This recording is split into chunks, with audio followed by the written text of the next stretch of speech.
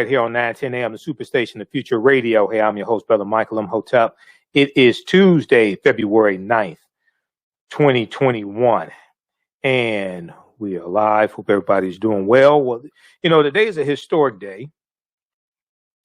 We see that it is the beginning of the second impeachment of Donald Trump, the only president to be impeached twice. Okay, the only president to be impeached twice. And also, you know, the day is, I just finished doing my online class, class number 1 of ancient Kemet, the Moors, and the Maafa, understanding the transatlantic slave trade, what they didn't teach you in school. So we had a good class tonight. We had a few technical difficulties, but we worked through that. So one of the things I talked about was February 9th, 1861. Jefferson Davis, who became the president of the Confederacy, Jefferson Davis was from Mississippi. Jefferson Davis was elected as president of the Confederacy on February 9th, 1861. And he wanted an insurrection. Okay, this is 2 months before the Civil War starts. Civil War started April 12, 1861, and he wanted to secede from the Union and go to war with the Union. He wanted an insurrection. Well, 160 years later, February 9th, 2021, you have a president who is being put on trial in an impeachment trial for actually inciting a resurrection. Okay. And, you know, Donald Trump has some tendencies sympathetic to the Confederacy because he did not want to change the names of military bases named after Confederate soldiers. Okay. Y'all remember that? Okay. This is one of the reasons why he vetoed the National Defense and Authorization Act. And then there was a supermajority in the House and the Senate to override his veto. So this is a historic day for a number of reasons. How's everybody doing? Everybody post this information, share this information on your social media platforms. We're broadcasting on our Facebook fan page, The African History Network, The African History Network, and our YouTube channel, Michael Imhotep, Imhotep. So share this broadcast on your social media platforms. All right, so we're going to talk some about the second impeachment of Donald Trump. And then we'll also talk about Mary Wilson of the Supremes. We know Mary Wilson passed away, the Supremes, founding member of the Supremes. And I first found out from Roland Martin last night. He posted on social media. And so that's a big shock also. So we'll talk a little bit about Mary Wilson. And then I want to get to this other story. I haven't been able to get to this for the past couple of days. There's been so much going on. This is a really good story for African American History Month. Now, yesterday, you know, we talked about the school in Utah, the charter school in Utah that allowed parents to opt out of an African American History Month celebration. Okay. Now, at the same time that you have nonsense like this, now they reversed their decision. Okay. They got Sister Betty from the NAACP contacted them, and then they reversed their decision after that. I need to call Sister Betty. I want to get that transcript of that conversation. It was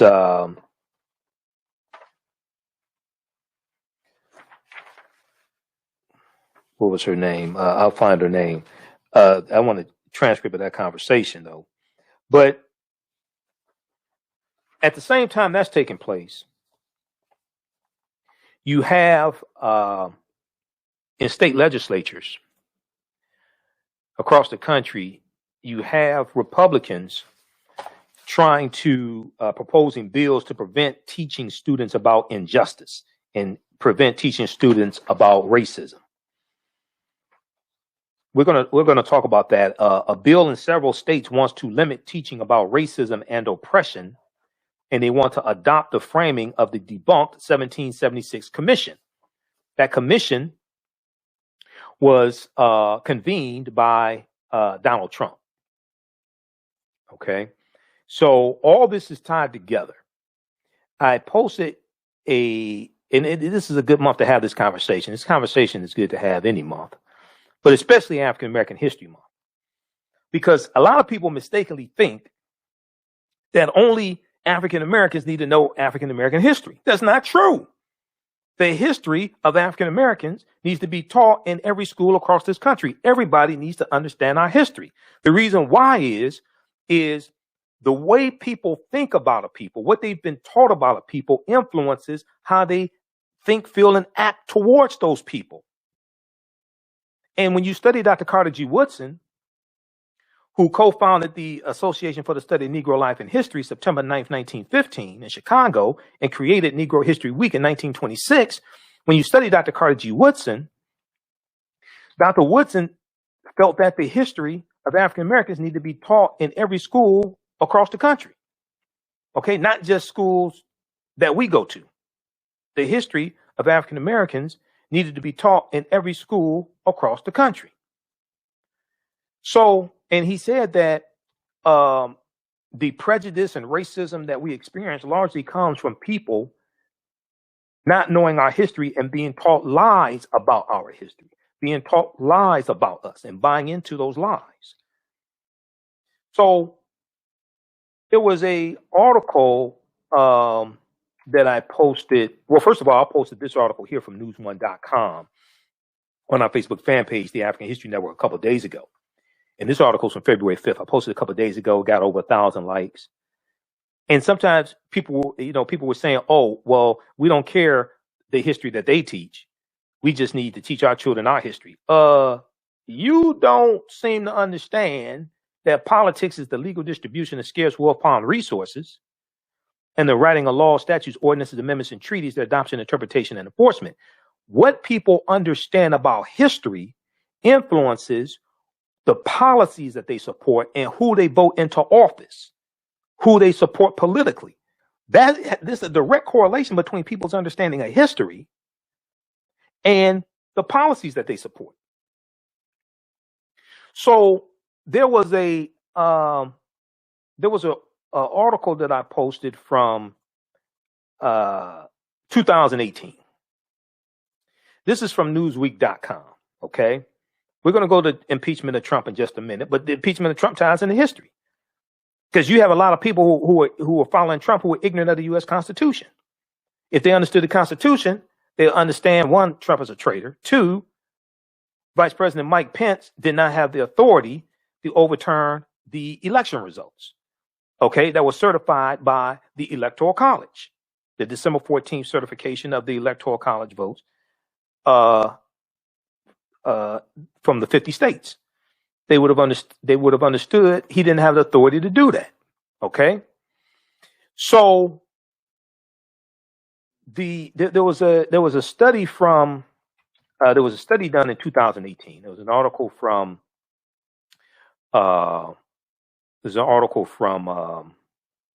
Newsweek.com that talks about this study. Okay, and I want to pull this up here. I talked about it on my show. I posted it on our Facebook fan page, the African History Network. 40%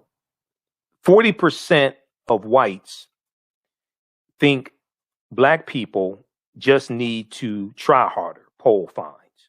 40% of whites think that black people just need to try harder. Okay? That's the name of this article from Newsweek.com.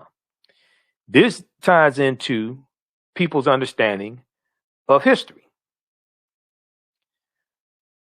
All right, so let me pull this article up here. I want to turn on the screen share.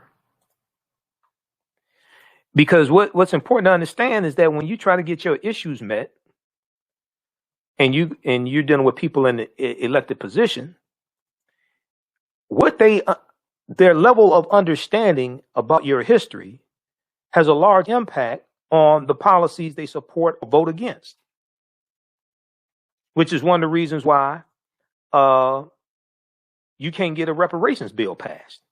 You can't even get a bill passed to study reparations. Okay? You can't even get a bill passed to study reparations. I'm trying to close this damn thing out. You can't even get a bill passed to study reparations because there's not enough support in the House of Representatives for reparations. So 40% of whites think black people just need to try harder, poll fines. These are people ignorant of history. And let me see if I can pull this up from another source. You're dealing with a lot of people ignorant of history, and they're represented in the House of Representatives by people who are ignorant of history also. So if we look at this poll quickly, 40% of white Americans think black people would be just as well off as white people if they worked harder, according to a new poll from YouGov on Wednesday. Now, this, keep in mind, this is 2018, right? This is under Donald Trump. This is from April 4th, 2018. April 4th is the anniversary of the assassination of Dr. Martin Luther King Jr. April 4th, 2018. Okay? That's the anniversary of the assassination of Dr. King.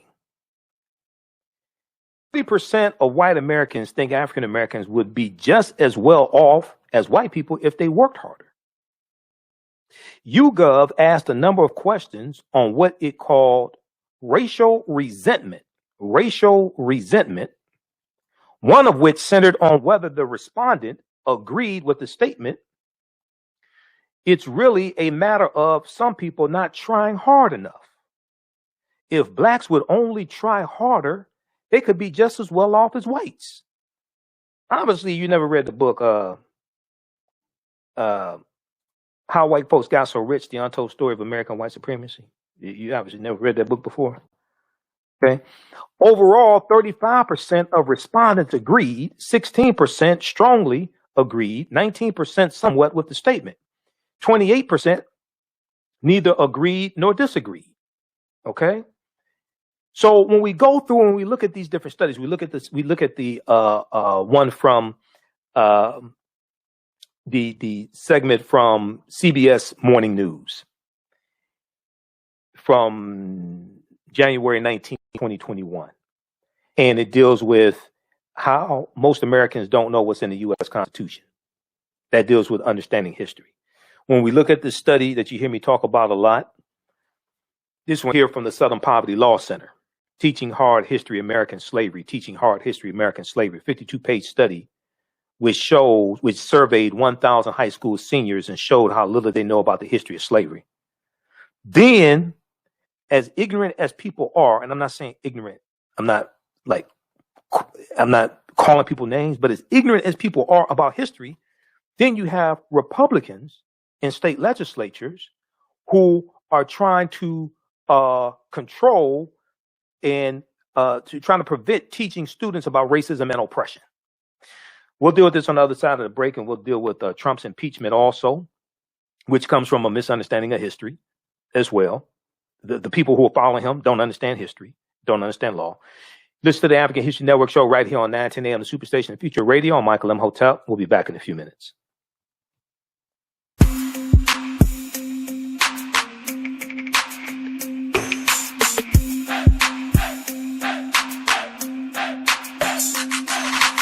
Are you getting ready for fall or winter? We have the solution for all seasonal clothing needs.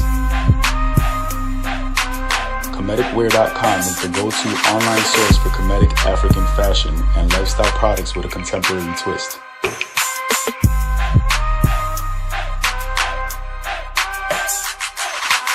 We're committed to offering unique styles reflecting our African heritage.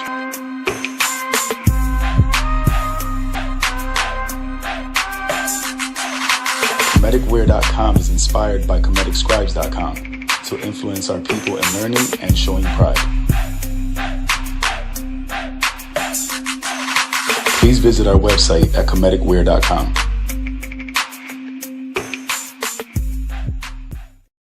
For 25 years, the Black History 101 Mobile Museum has carried on the rich legacy of the Black Museum movement in America by showcasing original artifacts of the Black experience at colleges, universities, K-12 schools, corporations, libraries, conferences, and cultural events, making it the most traversed Black History mobile exhibit in American history. Dr. Khalid Al-Hakim is the founder of the Black History 101 Mobile Museum, and he is a highly sought-after public speaker on topics of Black history, social studies, education, museum studies, hip-hop, and race relations. Dr. Khalid was named among the change makers for NBC Universal's Erase the Hate campaign and listed as one of the 100 men of distinction for Black enterprise. He recently founded the Michigan Hip Hop Archive on the campus of Western Michigan University. The Black History 101 Mobile Museum is currently scheduling in-person and virtual exhibits nationwide.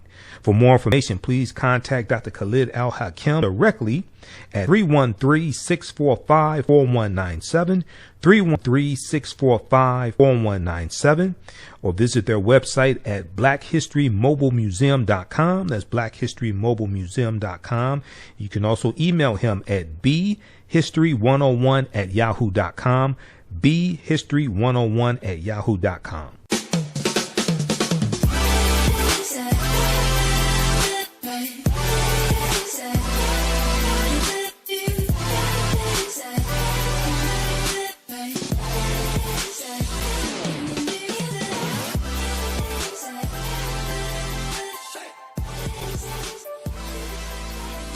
Visit 4glossygirls.com. That's the number 4glossygirls.com, and follow them on Instagram at 4glossygirls.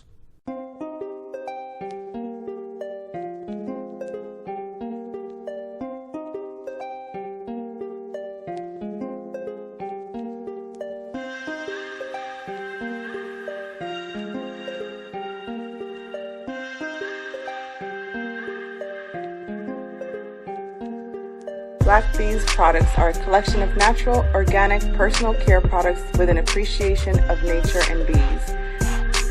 Our philosophy is without bees, we have nothing.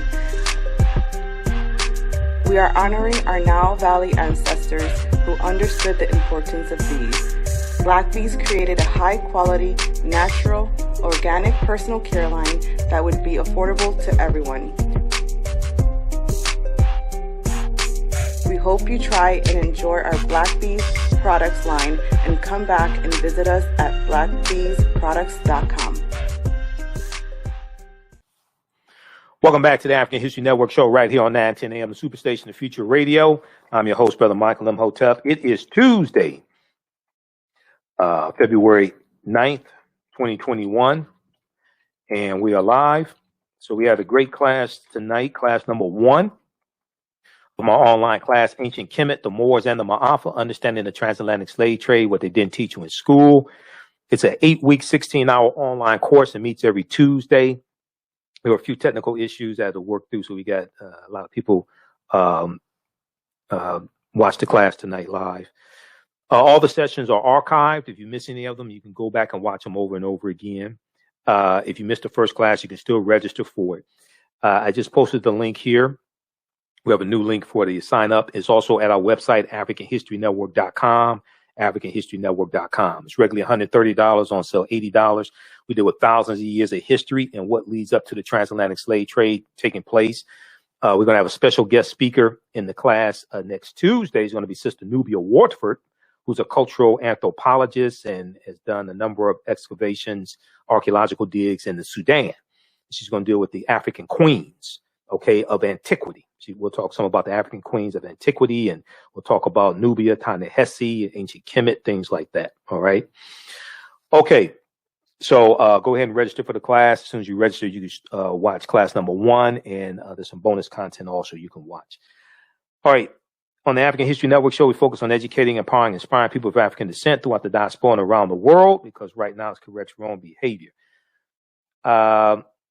let's jump into this information dealing with the impeachment. We right before the break, I talked about this article from Newsweek.com. It came out in 2018. The studies from 2018. I posted it. I was going through some archived information that I have, and I posted it on our Facebook fan page. You got a big response a couple of days ago. This ties into what's going on right now with African American History Month. This ties into the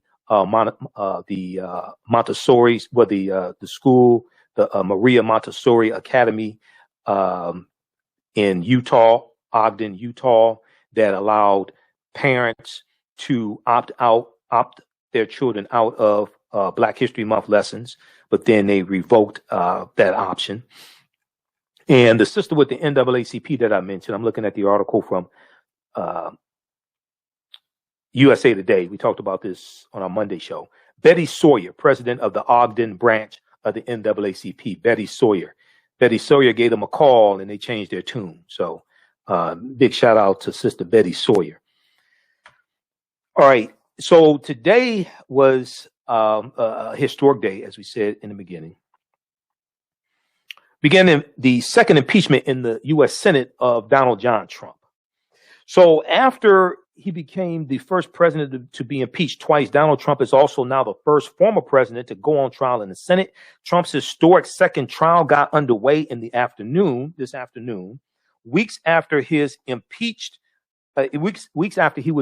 again after inciting the deadly January 6th attack on the U.S. Capitol.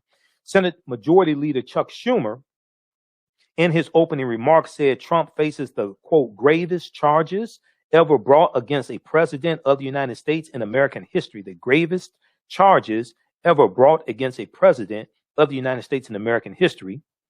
The proceedings began with the two sides debating whether there should be a trial at all. Trump's attorneys, after laying out their arguments, they felt there should not be a trial at all. They lost. A lot of arguments didn't make sense, and they weren't very well prepared also. Now, they didn't have a lot of time to prepare because 5 of Trump's previous attorneys quit because it's rumored that he wanted them to not just defend him, but also lie and say the election was stolen and he actually won the election. Now, they have said it is unconstitutional. Trump's attorneys have said it is unconstitutional for a president to face an impeachment trial after leaving office, and have said that his remarks to supporters on the day of the riot, including a call for them to, quote, fight like hell, end quote, are protected under the First Amendment. First of all, under the First Amendment, you can't incite violence. You can't say things that incite violence under the First Amendment. That's not protected. 1, 2, you can... elected officials can be impeached after they leave office. Okay. William Belknap is an example of that. Okay. But the impeachment in the House of Representatives of Donald Trump started while he was still president. So that example don't really even apply here. Now, Trump's attorney, Bruce Castor Jr., Article 1, Section 3 of the U.S. Constitution, which states that, quote, judgment in cases of impeachment shall not extend further than to removal from office, end quote. And he said, what's so hard about that? Which of these words are unclear? President Trump is no longer in office. The object of the Constitution has been achieved. He was removed by the voters. Now, what's interesting is that his attorney, Castor, just admitted that Trump lost the election. And he said he was removed by the voters. He didn't say he was removed by stealing the election. He didn't say he was removed by fraud. He said he was removed by the voters. I wonder if this dude's going to get paid. That's what I want. Are y'all actually going to get paid? This is his defense attorney.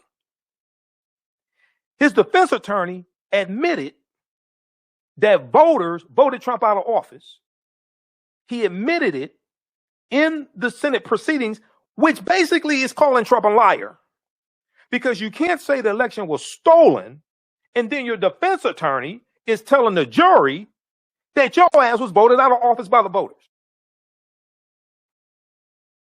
Now, Representative Jamie Raskin, who is who used to was a former constitutional law professor, Representative Jamie Raskin, the lead House impeachment manager, said Trump's legal team is arguing that, quote, if you commit an impeachable offense in your last few weeks in office, you do it with constitutional impunity. You get away with it. So you're saying in the last 2 weeks or 3 weeks, President Barack Obama could have done some unconstitutional things and it's just been all right with Republicans? They wouldn't have impeached him? Is that your argument? Is it your argument that in the last 2 or 3 weeks of Joe Biden's term, whether he does 1 term or 2 terms, whatever it is it your argument that in the last 2 or 3 weeks he can do things that are unconstitutional and not be impeached, and Republicans are not going to try to impeach him? Is that the precedent that you're trying to set? Or is it that you're too cowardly to stand up to Trump and many of his thug insurrectionists? Is that what it is? Now, the impeachment managers also played a video laying out the timeline of the Capitol attack, featuring Trump's remarks on that day and video clips of the violence. Quote, that's a high crime and misdemeanor. Representative Jamie Raskin, the lead House impeachment manager, said after the video was shown, quote, if that's not an impeachable offense, then there is no such thing, end quote.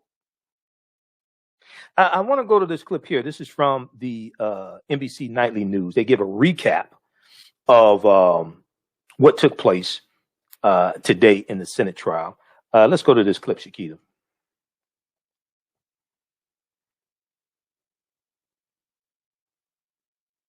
The rioters did 1 month ago, this time not to seize control, but to make their case for conviction against Donald Trump. The Senate will convene as a court of impeachment.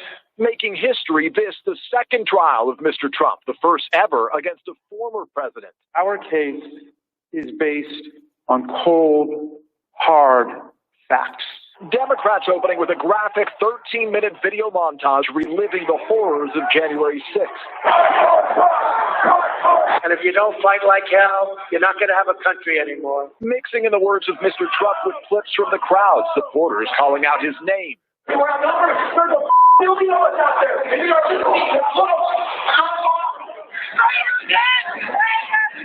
rioters storming the Capitol, an officer firing a gunshot into the mob as people ransacked the Senate chamber. That's a high crime and misdemeanor.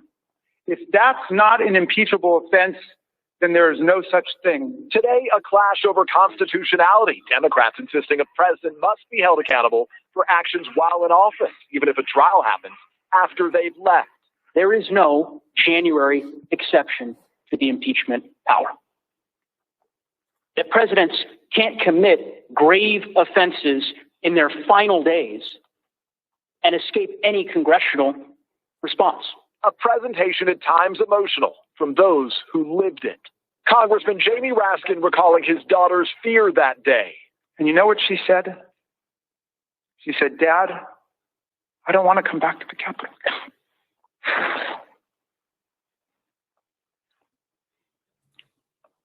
Of all the terrible, brutal things I saw and I heard on that day, and since then, that one hit me the hardest. Afterward, Mr. Trump's lawyers praising the Democrats' performance. We changed what we were going to do on account that we thought that the House manager's presentation was well done. While condemning last month's attack. What happened on January 6th and the storming, breaching of the Capitol should be denounced in the most vigorous terms. But arguing Mr. Trump never incited the violence and that it's unconstitutional to try to remove a president who's no longer in office. This idea of a January amnesty is nonsense. If my colleagues on this side of the chamber actually think that President Trump committed a criminal offense after he's out of office, you go and arrest him. Later slamming the Democrats for what they called splicing video. They don't need to show you movies to show you that the riot happened here. We will stipulate that it happened, and you know all about it. and blasting the Democrats' entire case as a vendetta against Mr. Trump.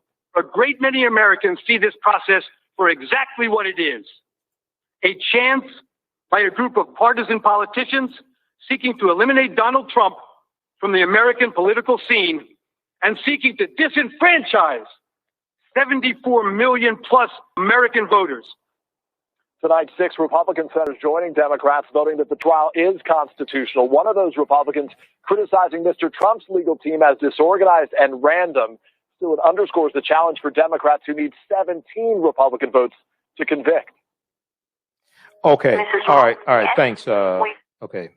Thanks, Shakita. So that is from NBC Nightly News. Go to NBC.com. You can watch that clip from NBC Nightly News. That is, what's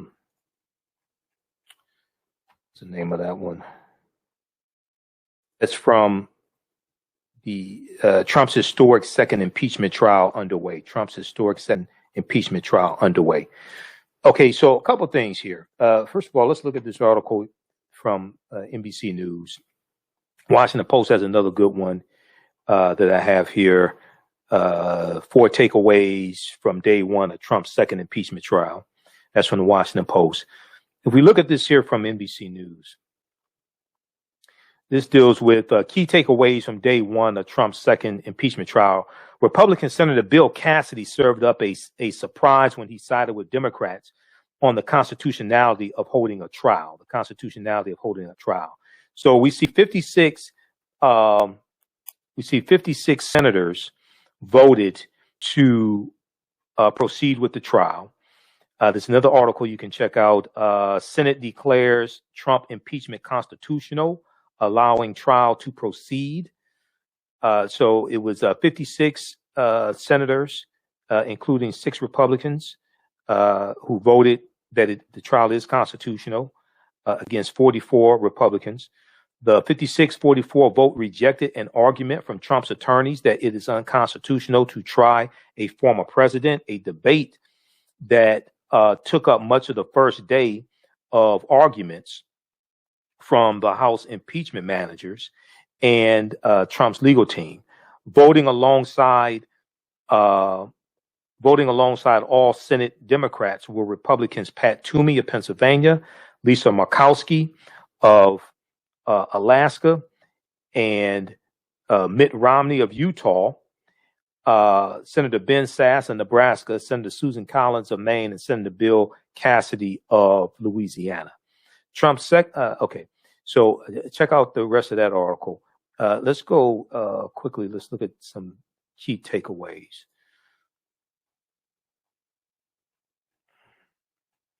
Okay, one Republican flips. That was Senator Bill Cassidy of Louisiana. All right. Then Democrats skip right to core of case.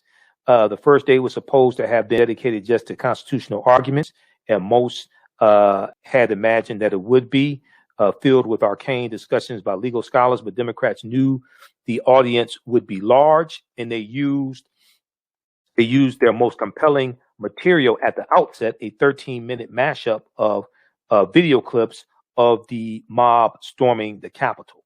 And at NBCnews.com and MSNBC, they have that clip. I think there's a link to the clip here in the article also. Okay. Trump's lawyer rambles. So I'm sitting there watching this, man. I'm like, is this dude getting paid? I mean, did he just like pass the bar exam? You know, there's some second-year law students at Wayne State University probably could have argued a better case. Trump attorney Bruce Castor might have stolen the show Tuesday, but it didn't appear to be by design. In a presentation that lasted almost an hour, attorney Bruce Castor, defense attorney, spoke off the cuff, meandering from ancient Greek history to allusions to the Revolutionary War. He discussed a childhood spent listening to former senators like Everett Dirksen. He talked about Senator Pat Toomey, noting that he is also from Pennsylvania. He sought to flatter Senator Ben Sasse, calling Nebraska a judicial thinking place. Both senators are considered swing votes. Mostly, defense attorney Bruce Castor left senators confused about his point. Now, Senator John Cornyn, a Republican from Texas, told reporters, "I thought the president's lawyer, the first lawyer, just rambled on and on and on and didn't really address the constitutional argument."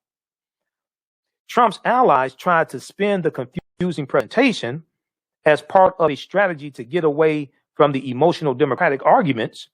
But later, defense attorney Bruce Castor acknowledged that after they watched the Democrats' presentation and video, he and Trump's other attorney, David Schoen, decided to change course. He said, quote, "I'll be frank with you, we changed what we were going to do on account that we thought the House manager's presentation was well done." It was well done. I watched it. It was, oh my God. You can just convict them right on that video. The video. I mean, it was very well done. Okay. We can't show all of it to you because there's a whole lot of curse words. There's a whole lot of cussing in there. They put it up. They didn't edit out anything. All right. Now, managers impress, but to what end? At the end of the first day, there were no signs that there had been a breakthrough or a revelation that would convict Trump. Senator Roger Wicker, a Republican from Mississippi, said, "I thought the attorneys were very well prepared and well spoken. I think actually the Democrats sent a better team this year than last." Okay, they're talking about the impeachment in 2020 of Trump. Okay, but he added, "It did not change my mind." Well, this is just at the beginning. They haven't even they're up. Now, one of the things that the impeachment manager said is that they're going to introduce evidence that nobody has seen before either. Okay, so wait till this whole thing plays out. Wait till this whole thing plays out. Okay. So Ms. Respect says, so basically they're admitting they weren't prepared. Well, yeah, they weren't prepared, but they're playing the cards that are dealt to them. Trump's a horrible defendant, and everybody knows Trump is guilty. Okay? It's all right there on video, and it's in tweets. Everybody knows Trump is guilty. So, but they did largely a poor job today, also, his defense team. All right. Also, check out this one here from Washington Post. We don't have time to get to this. Maybe tomorrow we'll talk a little bit about it. I don't know. 4 takeaways from day one of Trump's second impeachment trial. Check out that one also from the Washington Post. 4 takeaways from day one of Trump's second impeachment trial. Just the fact that you have to say the second impeachment trial of a president. Second impeachment trial in 2 years. Okay. That should tell you how terrible he is. All right. So I want to go to this next story here. And also, if you like this type of information, you can support the African History Network, $ the AHN Show through Cash App, $ the AHN Show through Cash App, and then also through PayPal, paypal.me/the AHN Show, paypal.me/the AHN Show. All right. Well, you know, a couple of days ago, we lost Leon Spinks. Then a couple of weeks ago, we lost Cicely Tyson. Then that was on a Thursday.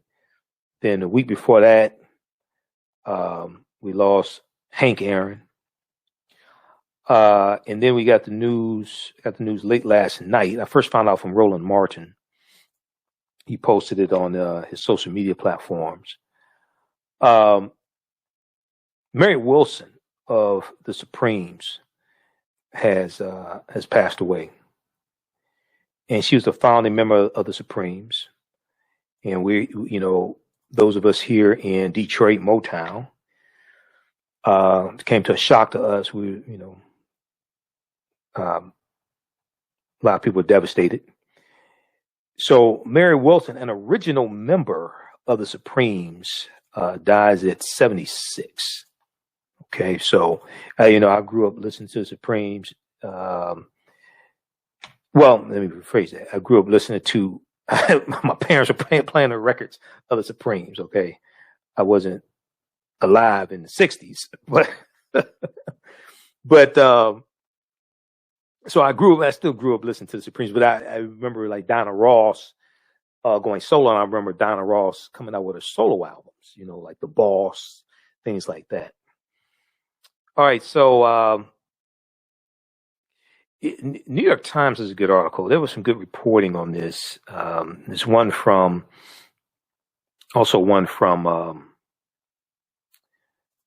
WXYZ Channel 7 in Detroit as well. They have some good information, some good coverage on this. But he was 76 years old, and Mary Wilson joined with Florence Ballard and Diana Ross, who later emerged as the lead singer, to form one of the biggest musical acts of the 1960s. One of the biggest musical acts of the 1960s.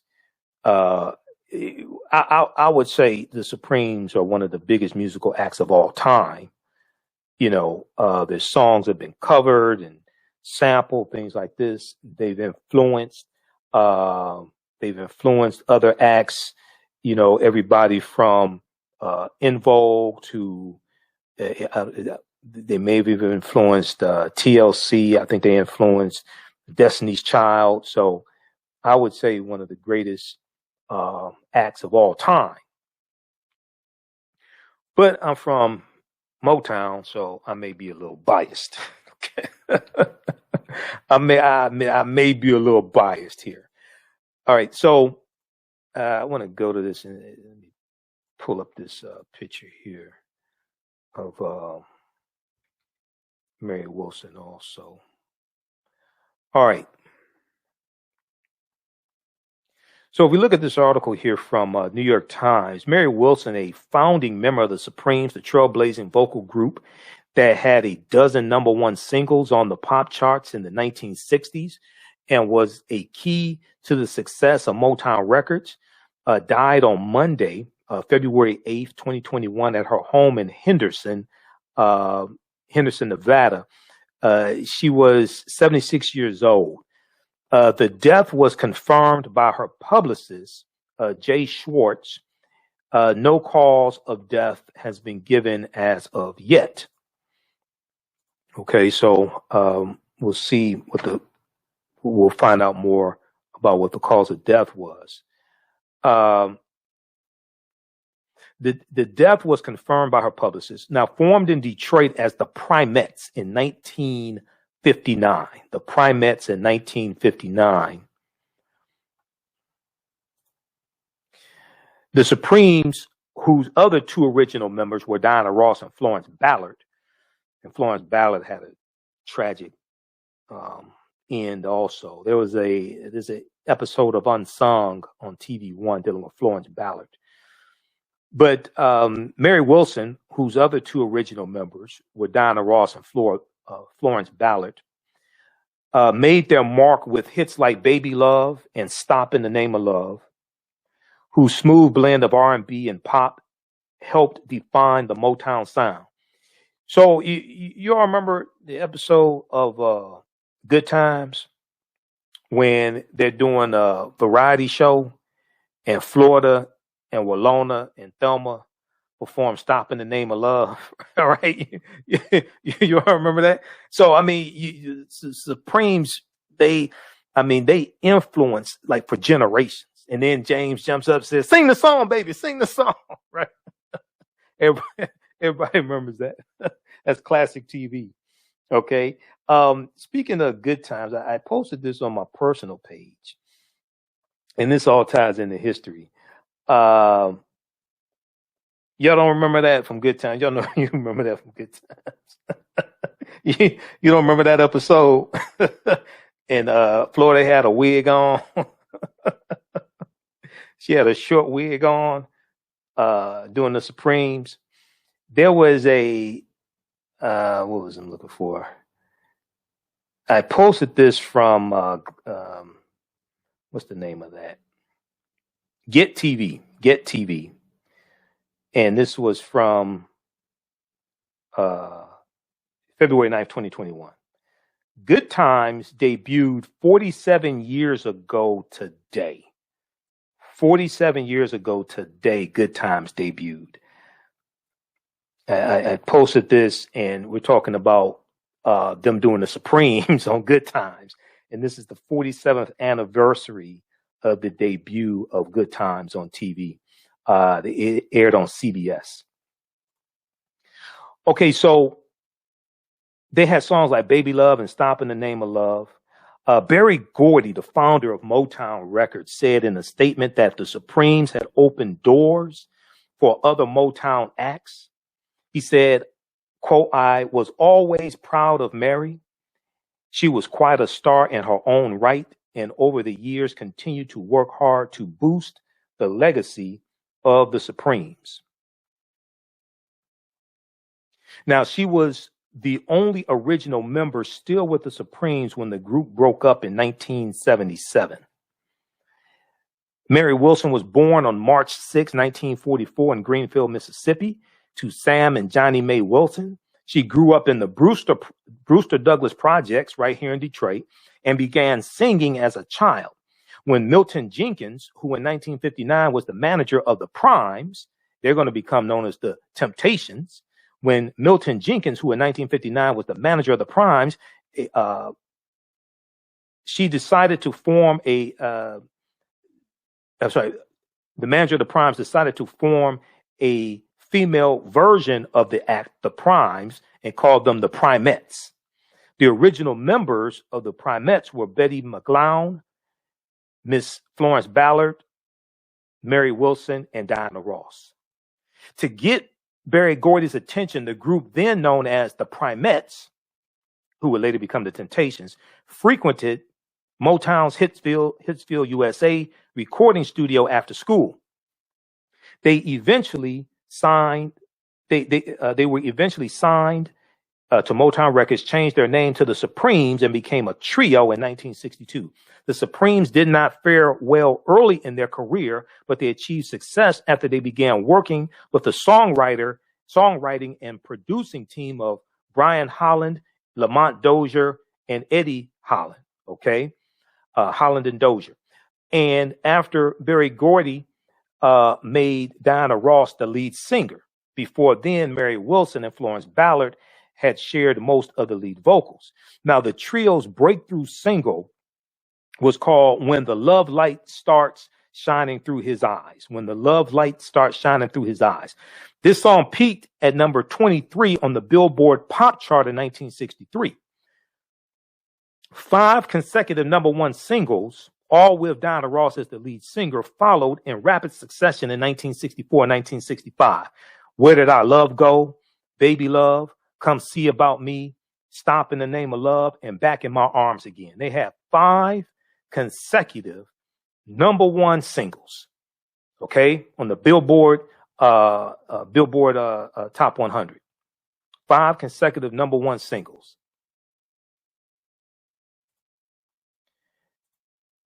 Okay, just a second here. Okay. 5 consecutive number one singles in 1964 and 1965.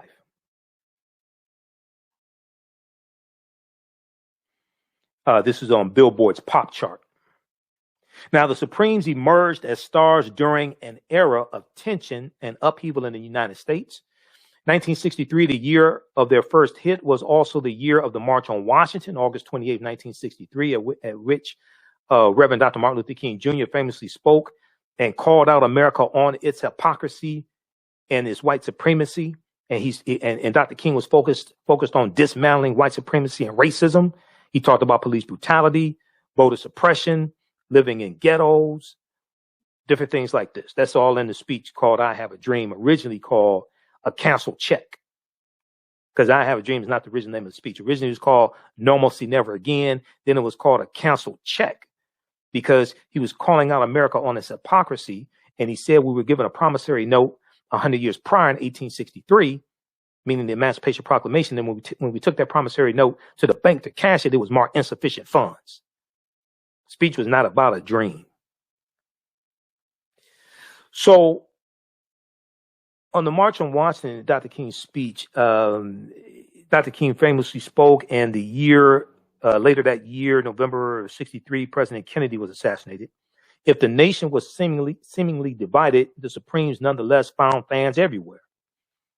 Quote, they were extraordinarily popular with white audiences, black audiences, and everyone else, said Dolores Barclay, an author and adjunct professor at the Columbia University Graduate School of Journalism, who collaborated with Diana Ross on a memoir called Secrets of a Sparrow that came out in 1993. Secrets of a Sparrow.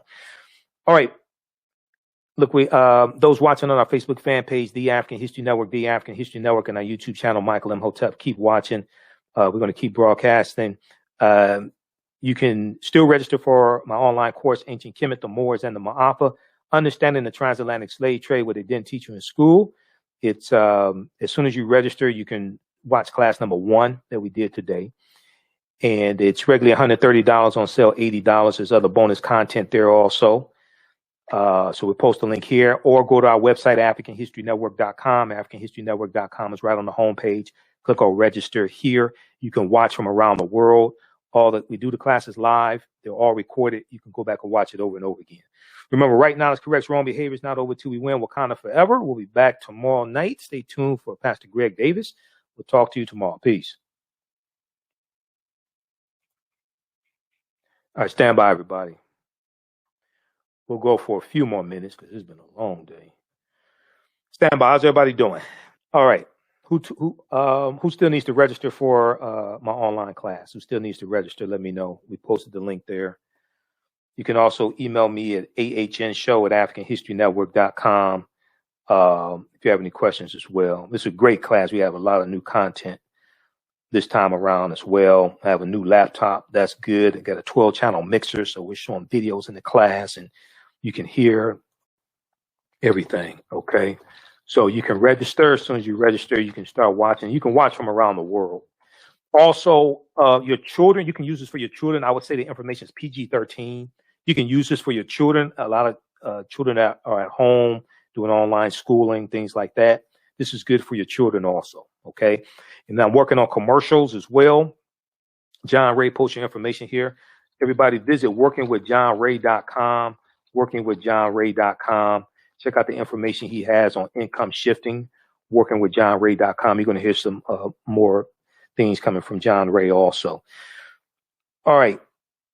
Let's continue with this with Mary Wilson. Then I want to get to this story dealing with Republicans in the state legislatures who want to limit what is being taught about racism and oppression.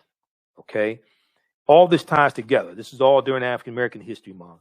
All this ties together. Republican proposed bills want to prevent teaching students about injustice. Republican proposed bills want to limit teaching students about injustice. Okay, so let's continue here. Then African American business owners, post the name of your business here in the thread of the broadcast. We'll let you know how you can advertise with the African History Network. All right, let's continue. So the Supremes emerged as stars during an era of tension and upheaval in the United States. 1963, the year their first hit, was also the year of the March on Washington and the year Dr. King was assassinated. Now, Dolores Barclay, an author and adjunct professor at the Columbia University Graduate School of Journalism, said, quote, they were extraordinarily popular with white audiences, black audiences, and everyone else. Appearing in white venues, quote, appearing in white venues was breaking down racial barriers, end quote, Dolores Barclay said. She went on to say, but it's a different type of disruption. It's non-confrontational.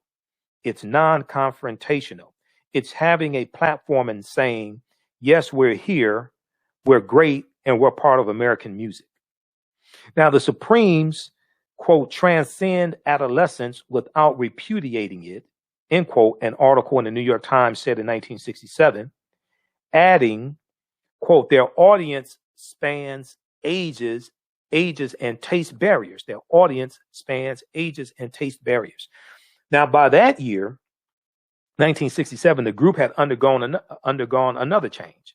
Florence Ballard was replaced by Cindy Birdsong, and the group was renamed Diana Ross and the Supremes. Diana Ross and the Supremes. Diana Ross left the group for a solo career in 1970 and was replaced as lead singer by Jean Terrell, leaving Mary Wilson as the last remaining original member of the Supremes. The group went on to score several more hits, including Up the Ladder to the Roof and Stoned Love. Up the Ladder to the Roof and Stoned Love. Okay, now just be honest. I don't remember any of these other hits after Diana Ross left the group. I'm sure they were good. I just don't remember any. I probably saw them sometime, on TV back in the 70s or something. I probably saw them. If I heard the song, I may remember it, but just offhand, I don't remember any of those other songs after Diana Ross left the group. Okay. And it's not because I'm not necessarily a big Diana Ross fan. It's just those other songs, Baby Love, Stop in the Name of Love, those other songs, those are classics. Okay. So, I'm just saying. All right. But I'm sure they were great. I just don't remember any of them. All right. Where Did Our Love Go? I remember that. So the Supremes were inducted into the Rock and Roll Hall of Fame in 1988. Very well deserved. The Supremes broke up in 1997. Mary Wilson released the album Mary Wilson in 1979. It met with limited success. And that's what they're saying, not me. And had begun working on a second album when she was dropped by Motown in 1980. She did not release another album until Walk the Line in 1992, but she maintained a busy career as a singer. Now, here is a picture. Diana Ross, Mary Wilson, and Cindy Birdsong.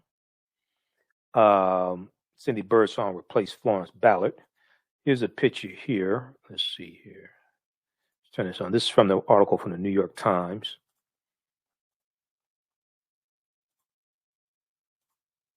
And I remember seeing the Supremes on the Ed Sullivan Show.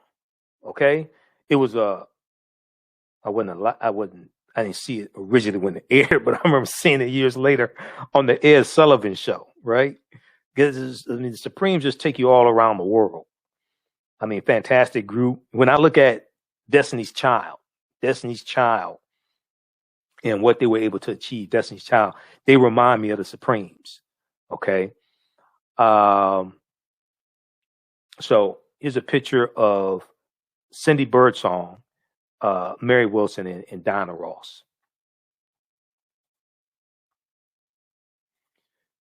Okay, they kind of and Beyonce was the center of of Destiny's Child, and like Diana Ross was the center of the Supreme. She became the center of the Supreme. It just and Beyonce goes solo, and so it just reminds me of the Supremes.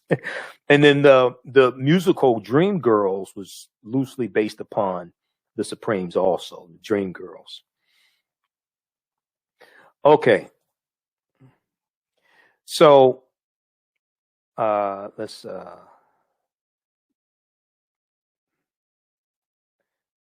me turn the screen share back on. I'll go back to the picture here of Mary Wilson.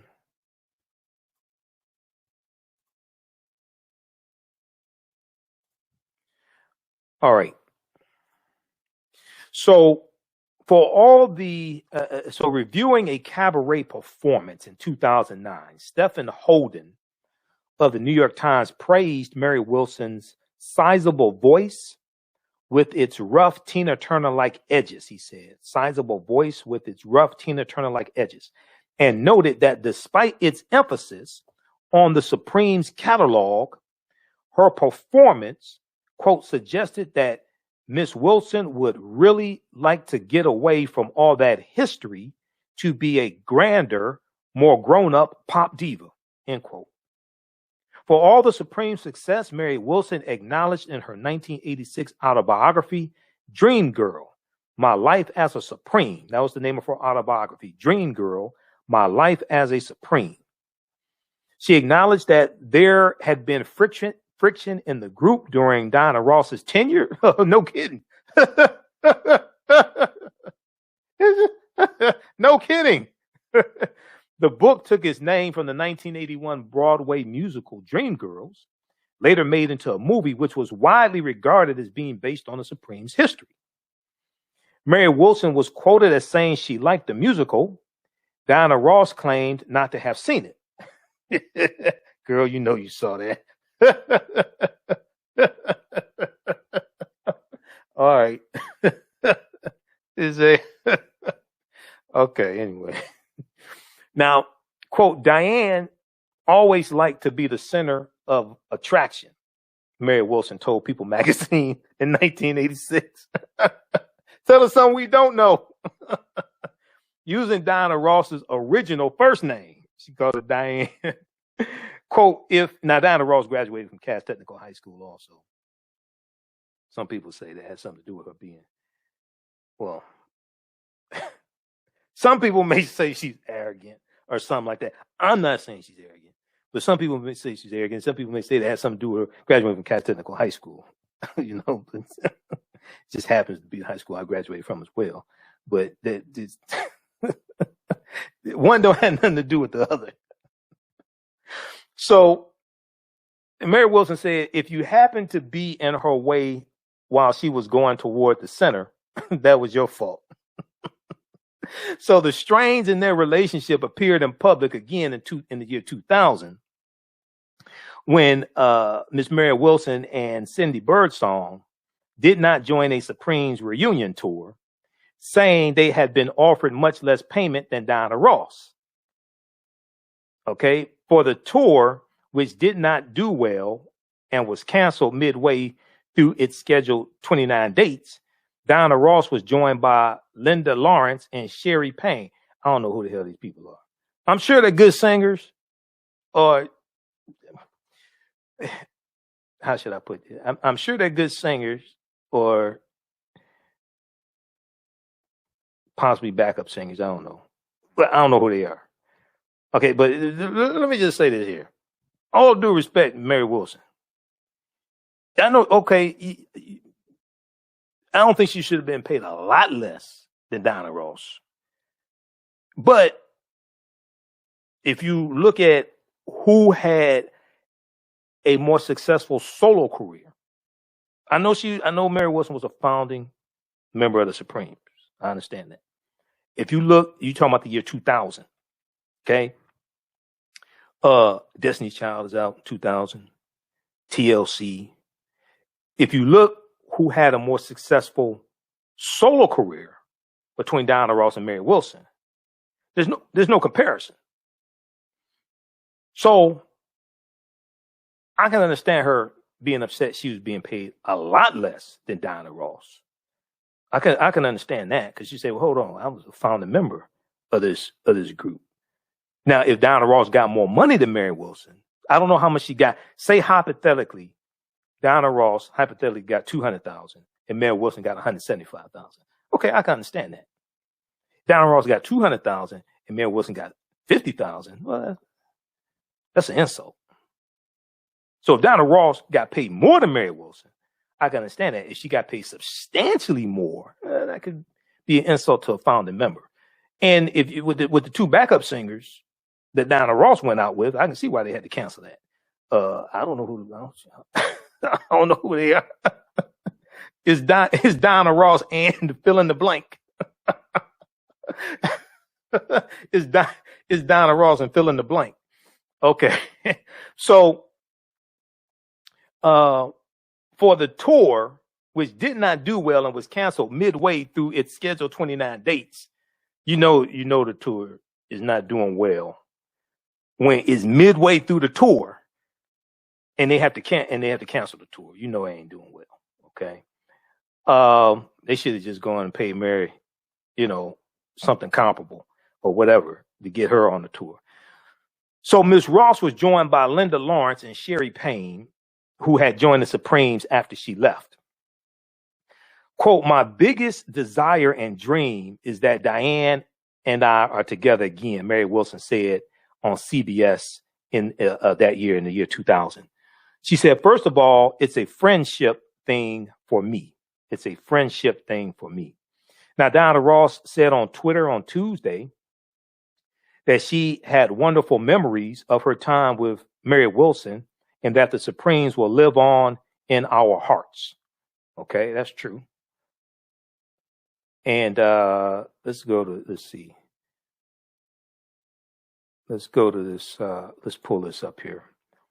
Let's go to this tweet from the boss, Ms. Ross.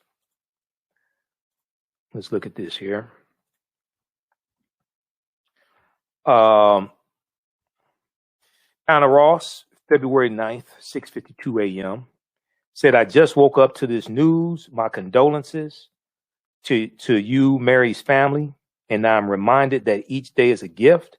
I have so many wonderful memories of our time together. The Supremes will live on in our hearts. So that's from Miss Ross, Diana Ross. You can follow her on Twitter at Diana Ross on Twitter. At Diana Ross on Twitter. Okay. You can follow her there. All right, let me see something here. How many followers does she have? I don't know. I didn't know she was on Twitter. I just found out she was on Twitter, reading this up. 117,000 followers. Okay. So y'all go ahead and follow Ms. Ross. She needs some more followers. She should have more followers. I'm not trying to be funny. I'm serious. I'm not trying to start anything. But she is an icon. All right. She should have more followers. I don't know how often she tweets anything like that. I really ain't trying to start nothing. I mean, but damn, Cardi B got like how many followers does Cardi B? She has millions. So if you go ahead and follow Ms. Ross. All right.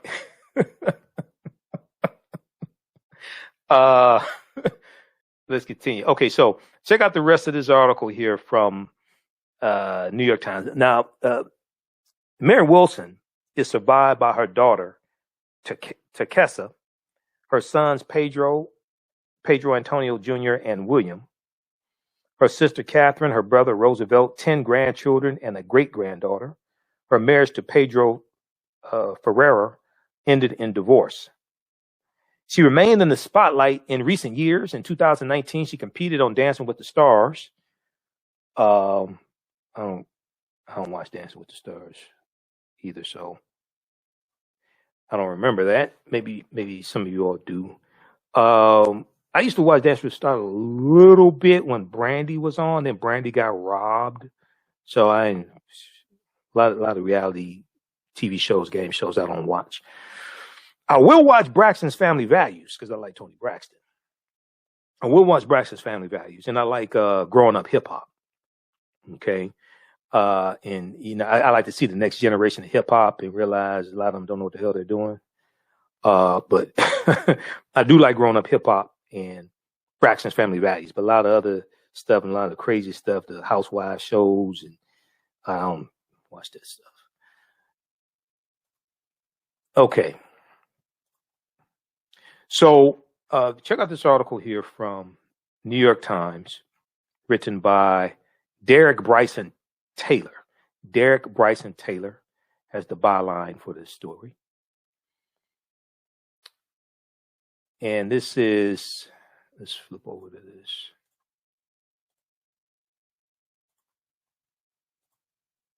Mary Wilson, an original member of the Supremes, dies at 76. Okay. So she would definitely be missed. Founding member of the Supremes.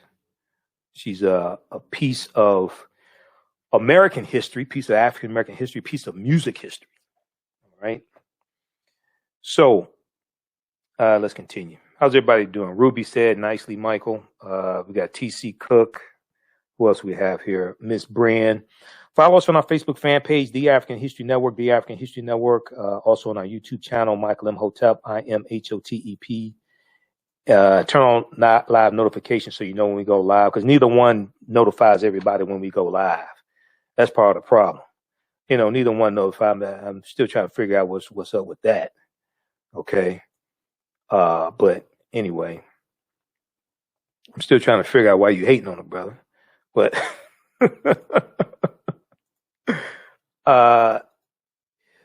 so here's information for my online class, Ancient Kemet, the Moors, and the Maafa, Understanding the Transatlantic Slave Trade, what they didn't teach you in school. You can still register for it. It's not too late. As soon as you register, you can watch class number 1 that we did today. And class number 1 is in 2 parts, so we went past 2 hours. We did like almost 2 hours, 30 minutes. I had to stop and do this show. So it was actually about 2 hours, 30 minutes we did. When you go to our website, AfricanHistoryNetwork.com, okay, if you go to the website, right on the home page, it has the information. And there was a technical difficulty, so I created a new page for the sign up for the class, all of that, so it's working more smoothly for people.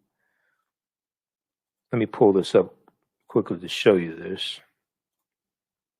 We posted the link here for the class, but also if you go to our website, AfricanHistoryNetwork.com, scroll down, you see the information for the radio show on Monday through Friday, 11 p.m. to 12 midnight Eastern Standard Time, and Sundays, 9 p.m. to 11 p.m. Eastern Standard Time. Then right below that, click here. You can read articles that I've written. It's about time for me to start writing articles again. I think it's about 60 articles there I've written. I'm just so busy, I don't have time to write articles anymore. Then it's information here about the online course, okay? You'll see the flyer here. Click right here, register here. Takes you here to sign up, okay? Click right here, enroll. Click on enroll, go through the process. Then as soon as you register, you can start watching the content. You can watch from around the world, watch as many times as you want. If you can't attend the class live, once again, it's recorded. You can go back and watch it. So you don't have to feel, I'm not going to take attendance. Okay. I'm not going to call your parents if you're not in class, right? So you don't have to worry about that. Some people, are going to watch 3, 4, 5 o'clock in the morning and watch when they get off work, what have you. So next class will be Tuesday, February 16th. And our guest is going to be cultural anthropologist, Sister Nubia Wardford. So you don't want to miss that class. And as soon as you register, you can watch class number 1, and there's some bonus content and more bonus content I'm uploading also. All right. Okay, let's continue here. So I want to go to this last story here. And birthday shout outs, we'll have to get to some of that tomorrow. Republican proposed bills. I want to pull this up from, there's an article from newsone.com. Republican proposed bills want to prevent teaching students about injustice. And pull this up. This is from February 5th, 2021. I posted this article on our Facebook fan page, The African History Network. It got over 1,000 likes. It got hundreds of comments. And a lot of people think that all we have to do is just teach our children our history, okay? And we don't have to worry about the history that other people's children are learning. That's not true.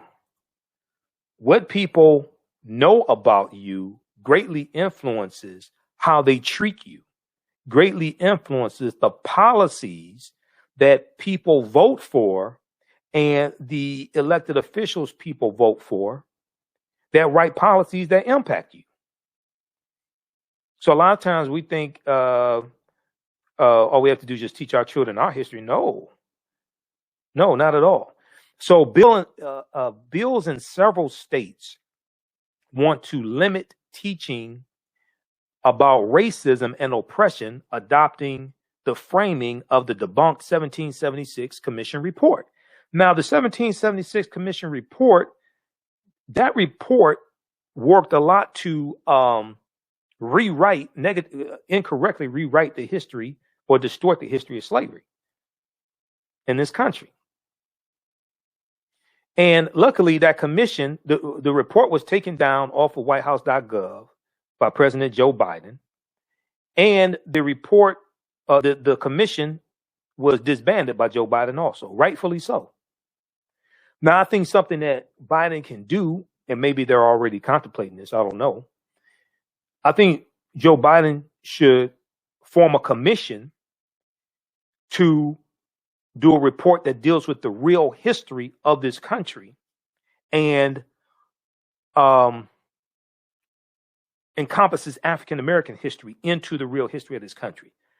Okay, you need a report that deals with that and put that on whitehouse.gov that is going to tell the correct history of this country. And then that can lead to getting HR 40 passed in the House of Representatives, because there's not enough votes in the House of Representatives to pass HR 40. Most Americans are ignorant of history. And the majority of people in the House of Representatives and the U.S. Senate don't think a debt is owed to African Americans as a legacy of slavery. Most of them don't think a debt is owed.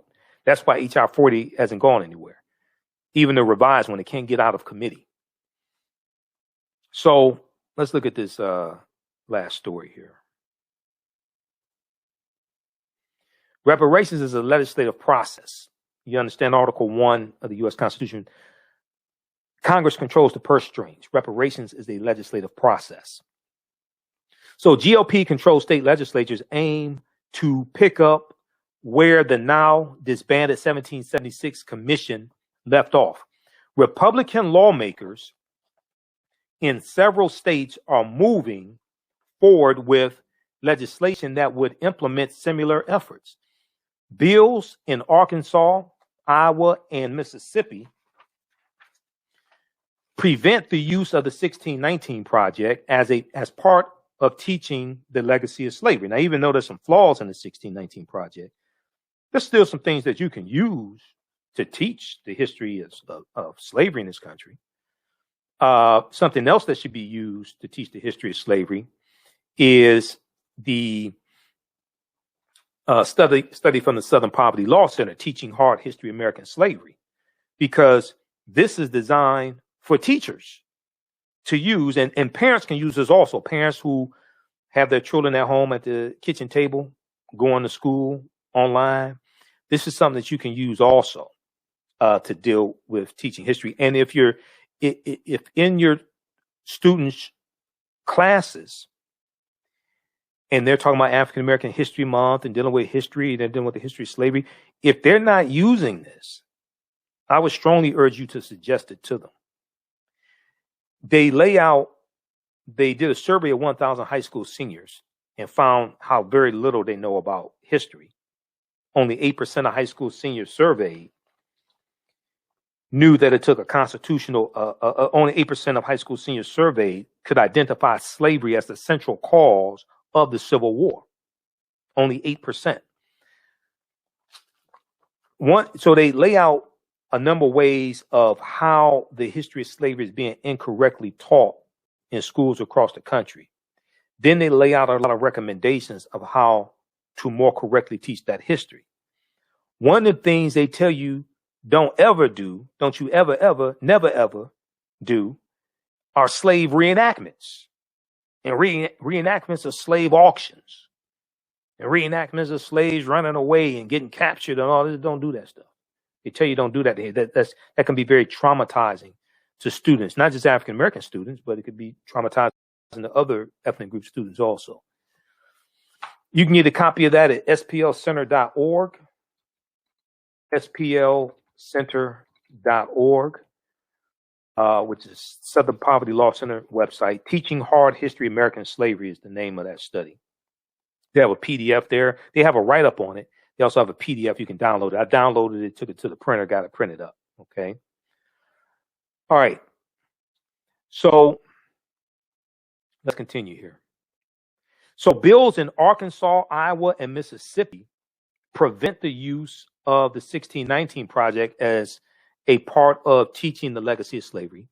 The Arkansas legislature is considering two bills that would limit that would limit racial justice in the curriculum.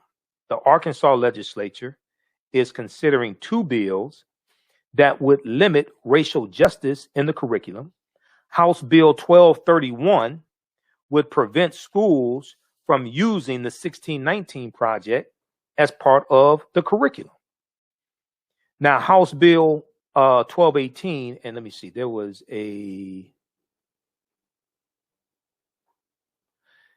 which one is that? There's an article that I want to pull up. There's, okay, it's not that one. There's another article I want to pull up from Associated Press. This is one that was referenced in the article from news1.com.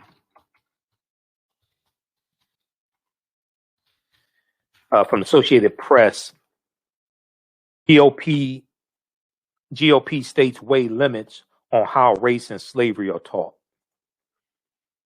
GOP states weigh limits on how race and slavery are taught. That's from Associated Press. So, House Bill 1218 goes a step further by preventing lessons that promote the overthrow of the U.S. government, division between certain groups of people, or social justice for certain groups, including race, gender, political affiliation, and social class. Now, this is a proposed bill in the House of Representatives. Okay? This is in Arkansas. House Bill 1218 goes a step further by preventing lessons that promote the overthrow of the U.S. government. So you're not going to teach about Trump and the insurrection, right? Division between certain groups of people or social justice for certain groups, including race, gender, political affiliation, and social class. Well, damn, what the hell y'all going to teach? I mean, so what was the American Revolution? I mean, the 13 colonies were trying to get justice, what they thought was justice, while they were keeping African people enslaved. See, this is what happens when you have ignorant ass people in political positions in the state legislature. They write bills that impact what is taught in schools that our children go to. They write bills that impact the history and what is taught to other people's children, other races, other ethnic groups.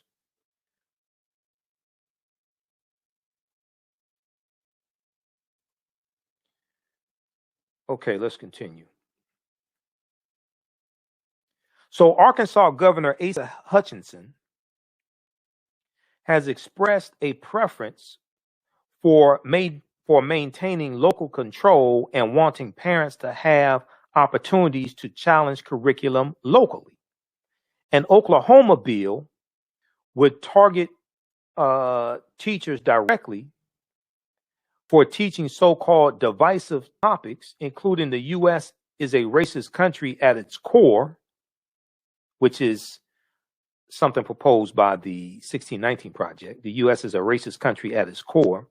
Recently, a Georgia lawmaker launched an inquiry into whether public universities in the state are teaching about white privilege or oppression.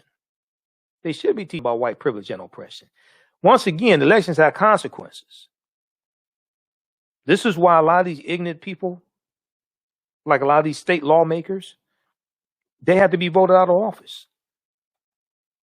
It's not just the House of Representatives and U.S. Senate at the federal level, it's your state House of Representatives and your state Senate. How violations of these proposed bills would be interpreted is unclear. As reported previously by news1.com, similar to the 1776 Commission, these measures are fueled by a fear of accurate historical accounts. A fear of accurate historical accounts. Failing to teach history and prioritizing the feelings of white conservatives could be seen as a contributing factor to the January 6th attacks and the January 6th insurrection incited by the traitor-in-chief, Donald Trump, who commissioned the 1776 Project. Failing to teach history and prioritizing the feelings of white conservatives could be seen as a contributing factor to the January 6th attacks and a willingness to believe conspiracy theories and other fabrications.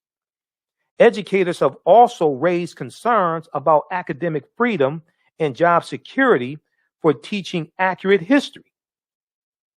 Some even see the proposed laws as limiting student opportunities beyond the classroom.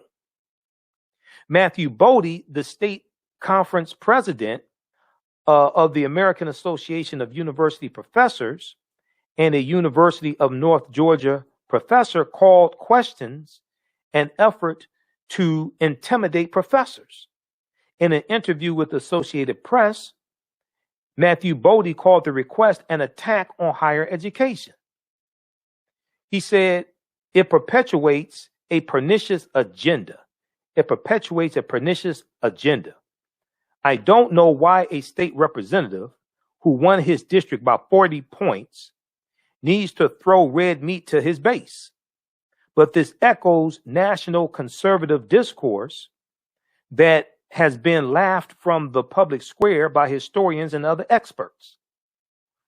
And most of these people in the state legislature writing these crazy ass laws, these idiotic laws, don't understand history themselves. They're just operating out of white supremacy and racism and trying to appease their base. If passed, such laws could interfere with educators' abilities to join efforts such as the Black Lives Matter at school, okay? Black Lives Matter at school events taking place this week. Started in 2016, the Week of Action takes place during the first week of Black History Month, encouraging lessons and conversations about Black history, anti-racist movements, and intersectional Black identities. Opposition to teaching curriculum consistent with objectives of racial equity and social justice mimics Jim Crow era tactics to control information. So check out this article here. Check out the links in the article. Republican proposed bills want to prevent teaching students about injustice. This is written by Anoa Changa for News1.com. Bills in several states want to limit teaching about racism and oppression, adopting the framing of the debunked 1776 Commission. All right, so check out this article. We'll post a link here. I want to go to this last article here. We'll look at this quickly. This is from Associated Press, and this was cited in that article from News1.com. This was cited in the article from News One. GOP states weigh limits on how race and slavery are taught. GOP states weigh limits on how race and slavery are taught. Now, at the same time, these are some of the very same people that will vote against, who are against reparations and will vote against reparations. And then they don't want the real history of this country to be taught and the real history of slavery to be taught at the same time. Now, some of these very same states are contemplating and trying to pass laws to make it harder for people to vote, especially African Americans. Okay? All of this is connected. Politics is the legal distribution of scarce wealth, power, and resources, and the writing of laws, statutes, ordinances, amendments, and treaties, their adoption, interpretation, and enforcement. Politics is the legal distribution of scarce wealth, power, and resources, and the writing of laws, statutes, ordinances, amendments, and treaties, their adoption, interpretation, and enforcement. All right. So before we go to that article from Associated Press, let's look at, I want to look at two other ones here quickly, because I just did a 2.5 hour class. So let's look at this one here from Politico.com.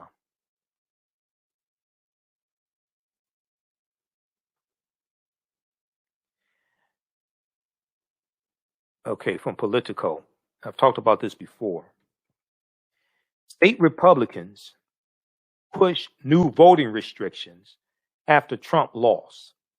State Republicans push new voting restrictions after Trump's loss. Georgia is at the center of the effort, with state Republicans discussing voter ID changes and other new policies after Biden won the state of Georgia. So if we look at this now, once again, all this is connected. You have people who are trying to suppress teaching about racism and oppression in schools and writing laws to keep teachers from teaching about racism and oppression in schools. They don't want the real history of slavery taught in schools.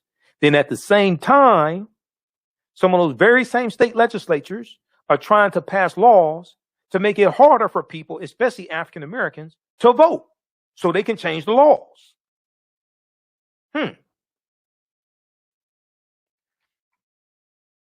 So Republican legislatures, this is from January 24th, 2021 from Politico.com. Republican legislators across the country are preparing a slew of new voting restrictions in the wake of former President Donald Trump, the traitor-in-chief's defeat. Georgia will be the focal point of the GOP push to change state election laws. Why are they trying to change state election laws in Georgia? What just happened in Georgia that now all of a sudden they want to change the laws? Oh, Reverend Raphael Warnock beat Kelly Loeffler twice in the November 3rd election and a runoff election? And then Senator David Perdue lost to John Ossoff? You maybe think that has something to do with it after Donald Trump lost to Joe Biden in Georgia?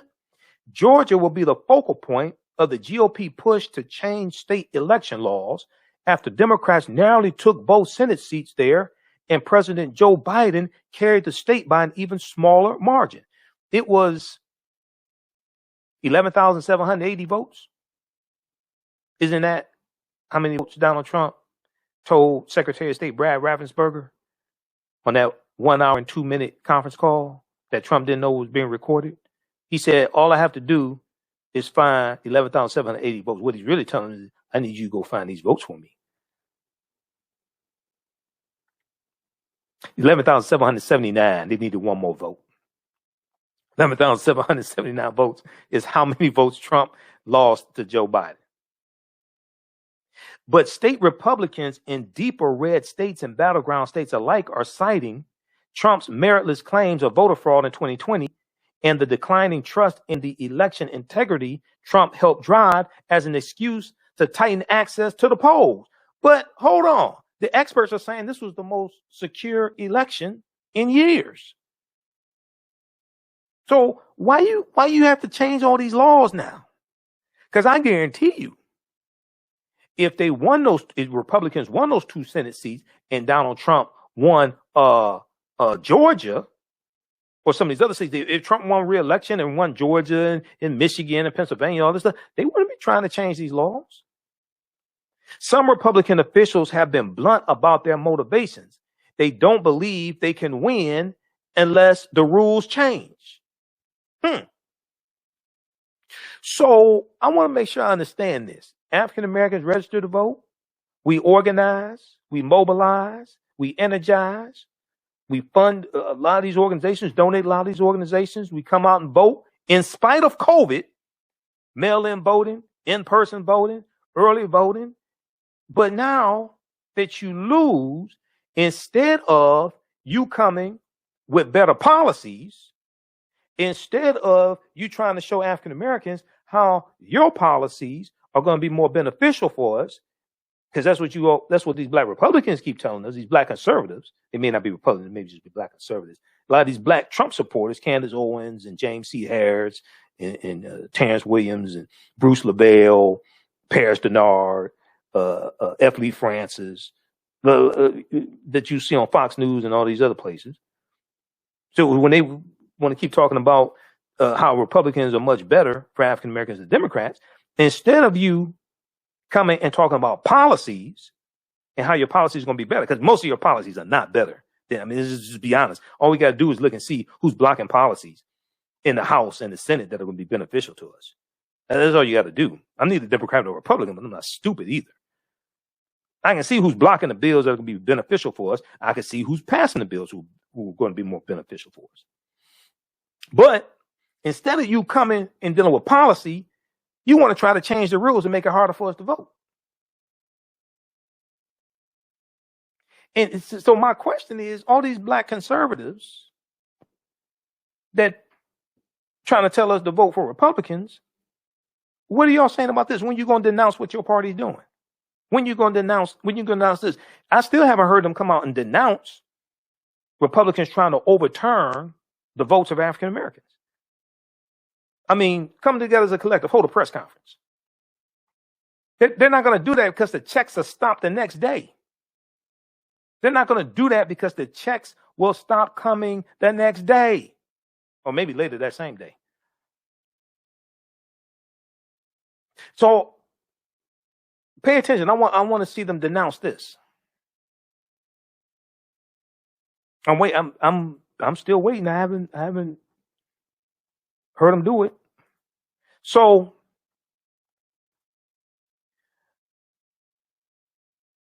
let's go back to this one from Political.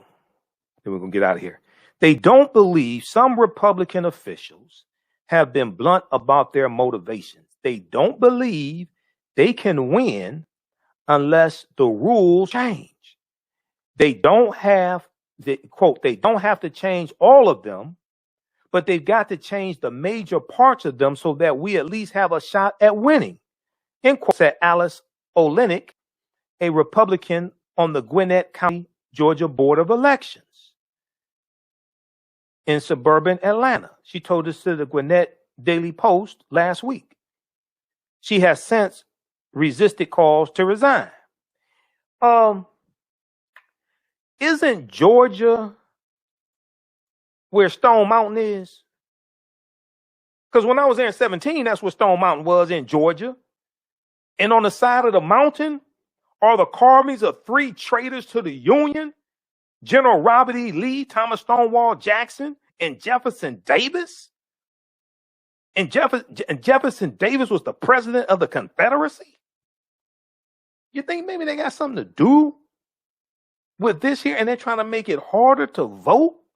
Now, here's the other thing. This is 2 critical things people need to understand. 2 critical things you got to understand. One, the Senate seat that Reverend Raphael Warnock just won, he's finishing out a term. He only has 2 years in that term. He has to run for re-election in 2022. That's why they're trying to pass these laws in Georgia to take back that Senate seat in 2022. Secondly, Stacey Abrams most likely will run for governor again in 2022. Republicans know if everything stays the same and they don't pass new laws trying to make it harder to vote, they know Stacey Abrams is going to win in 2022 because she has built a voting machine. She has built an infrastructure, and she has been educating people. She and other people like Latasha Brown and things like this of Black Voters Matter. They've been educating people, and not just African Americans. They've been educating Latinos and poor white people, everything. They've been educating them about the connection between who's in office, the policies they write, and your conditions. And they've been drawing a direct line, okay? Republicans know if Stacey Abrams runs in 2022, she's going to win the governorship. She's going to beat Brian Kemp, who stole the election from her in 2018. So they're trying to keep this from happening. So read the rest of this article here for the sake of time. We talked about this before. This is from Politico. State Republicans push new voting restrictions after Trump's loss. Huh. I thought they were talking about unity and we need to get past the insurrection. You're going to pass more laws to make it harder to vote, especially harder for African Americans to vote. Okay. What you want to do.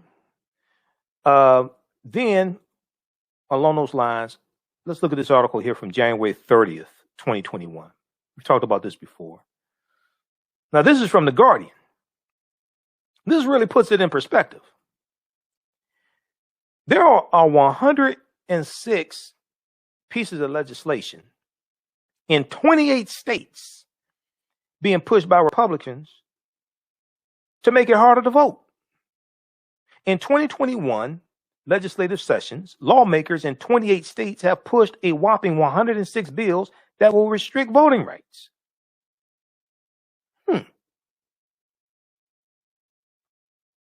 They're trying to make it harder to vote. Once again, I just thought y'all were going to come with a better deal. I thought y'all were going to talk about your policies and how you cried about George Floyd, so you want criminal justice reform and holding police accountable and you raise the minimum wage, the federal minimum wage to $15 an hour, and lower, make college affordable, forgive student loan debt. You want to make college affordable, things like this. I thought you were going to talk about your infrastructure bill, talk about bringing high-speed internet to rural America, because 25% of African Americans live in rural America. I thought you were going to talk about things like that. It's been less than a month since right-wing insurrectionists stormed the Capitol building in a deadly riot incited by the traitor-in-chief Donald Trump. And let me scroll down here. A new report from the Brennan Center for Justice shows just how effectively Republicans have been talking out of both sides of their mouths, at once decrying the violence over false allegations of election rigging, and at the same time using false allegations of voter fraud to make it harder for people to vote. Now, in 2021 legislative sessions, which 6 states haven't yet begun at the time of this article, January 26, 2021, lawmakers in 28 states have pushed a whopping 106 bills that will restrict voting access. And at the time of this article, the month wasn't even over. So the first year, the first month of 2021 wasn't even over. According to the Brennan Center, that's 3 times the number of restrictive voting laws that were introduced by February 3rd of 2020. 106. According to the Brennan Center, that's 3 times the number of restrictive voting laws that were introduced by February 3rd of 2020. You think maybe elections have consequences? Because I can tell you, the Republicans are trying to hold on to power, and they feel it slipping through their fingers. They see that white people have a negative birth rate in 26 states out of 50. That's not me. That's the U.S. Census Bureau memo from June of 2018. They see that by 2043, white people will no longer be the majority population in this country. They see they just lost Georgia. Talk about the devil going down in Georgia. They just lost Georgia. They lost the presidential election and 2 Senate seats in Georgia. And they know Stacey Abrams is going to run for governor in 2022 in Georgia. So Georgia could end up with an African-American female governor.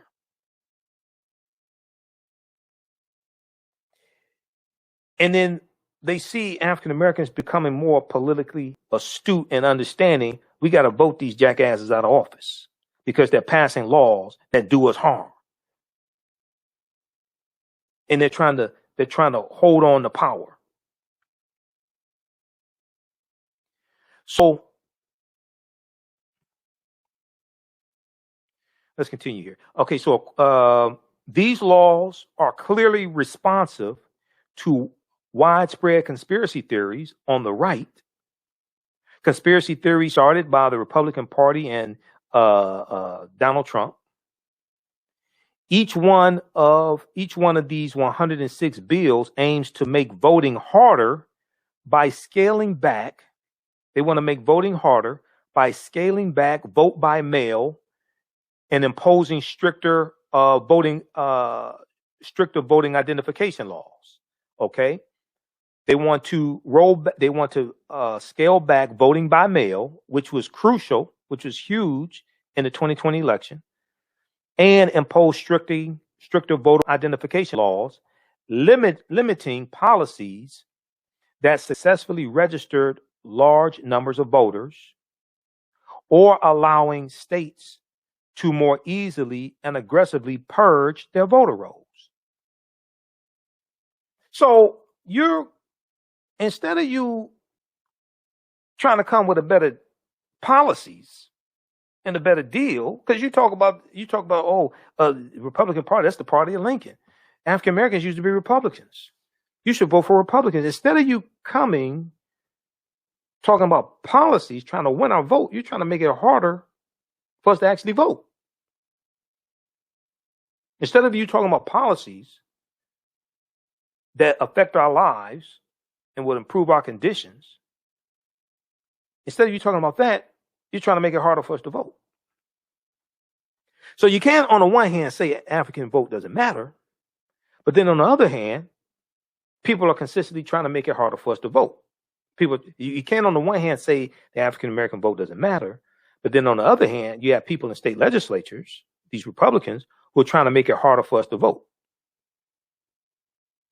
They fear our vote more so than many of us value our vote, because they understand the power of it, because they understand politics is the legal distribution of scarce wealth, power, and resources. And the laws and policies that are written by people who are either elected into office or appointed by people who are elected into office. So all of this is connected.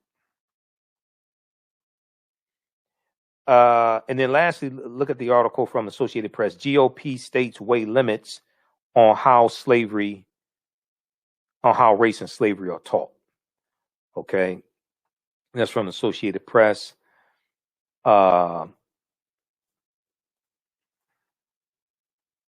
GOP states weigh limits on how race and slavery are taught.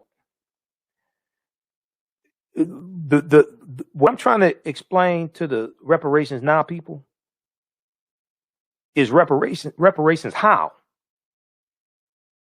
See, when people say I'm all for reparations, but one, I'm for making legal arguments for reparations. Two, I'm for laying out the logical steps. It has to pass the House of Representatives and U.S. Senate. There's not enough people in either house that support reparations to get a bill passed. If you can't get a bill passed to study reparations, then how the hell you get one passed to pay reparations? Whatever form reparations is going to be in. There's not enough votes to get H.R. 40 passed, which is a bill to study slavery and what happened to African Americans in this country, and study the feasibility of reparations and make recommendations on how reparations, the form reparations should be in, or restitution, and how to disseminate it.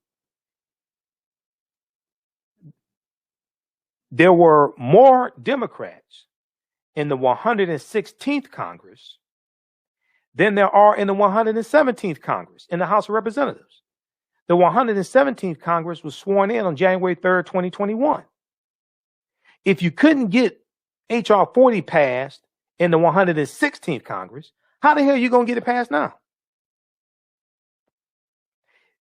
That's a bill to study reparations. If you can't get a bill passed to study reparations, how the hell you get one passed to pay it? People don't want to approach this logically.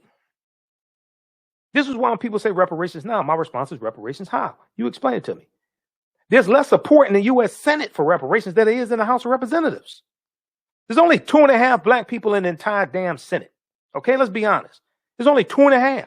The half is Tim Scott, Black Tea Party Republican from South Carolina, because half the time he don't act like he's black. And he's already said he's not voting for reparations.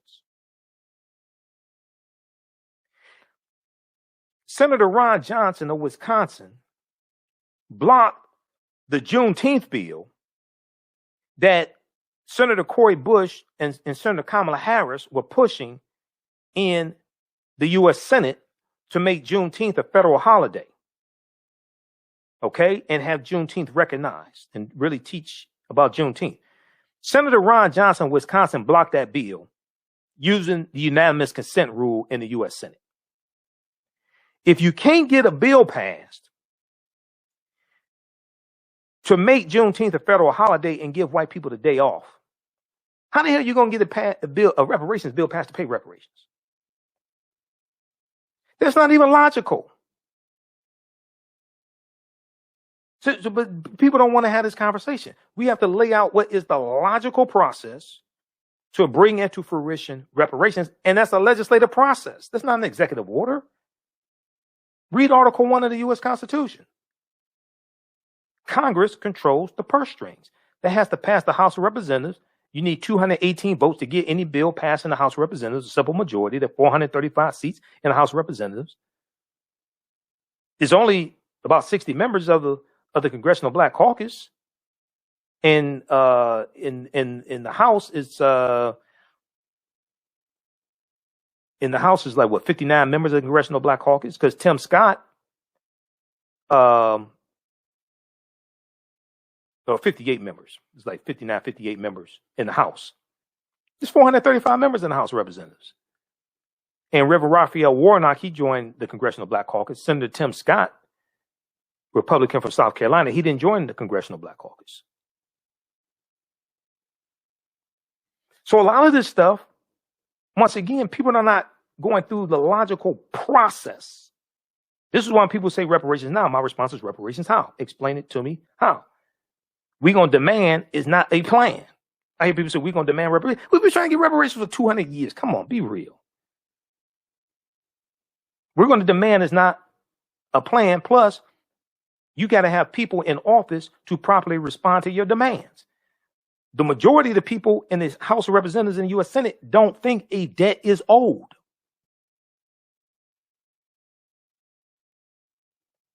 Most of them don't think a debt is owed. So, all right. That's enough of that. All right, hey, if you like this type of information, also you can donate to the African History Network, $, the AHN Show through Cash App, $, the AHN Show through Cash App, also through PayPal, paypal.me/the AHN Show, or at our website, AfricanHistoryNetwork.com. If you want to donate 10, 15, 25, 50, 100, whatever it is, you can do that. That helps us keep doing the research, stay on the air. We're here 6 days a week, Monday through Friday, 11 p.m. to 12 midnight Eastern Standard Time. A lot of times we go over. Like today. And then Sundays, 9 p.m. to 11 p.m. Eastern Standard Time. We're on 9, 10 a.m. to Superstation WFDF in Detroit, and also on our Facebook fan page, the African History Network, our YouTube channel. These shows are in audio podcast format because I just uploaded a lot of podcasts, audio podcasts, past couple of days. So wherever you get your audio podcast from, search for the African History Network Show, the African History Network Show. We're on iHeartRadio, iTunes, Stitcher, FM Player, TuneIn, CastBox. And then also at our website, AfricanHistoryNetwork.com. Right on the homepage, click on Listen to Podcasts. Listen to Podcasts, okay? You can still register for our online course, Ancient Kemet, the Moors, and the Maafa, Understanding the Transatlantic Slave Trade, what they didn't teach you in school. We deal with thousands of years of history. We deal with what led up to the transatlantic slave trade happening. As soon as you register, we'll post the link here. It's also at our website, AfricanHistoryNetwork.com. As soon as you register, you can watch class number 1 that we did today. Class number 2 will be Tuesday, February 16th. It's 8 p.m. to 10 p.m. Eastern Standard Time. I'll try not to run over. We did more than 2 hours today. We'll try not to do that because I have to do this show after I do the class. So I'm still hyped from the class. So that's why we went over past an hour for the show, but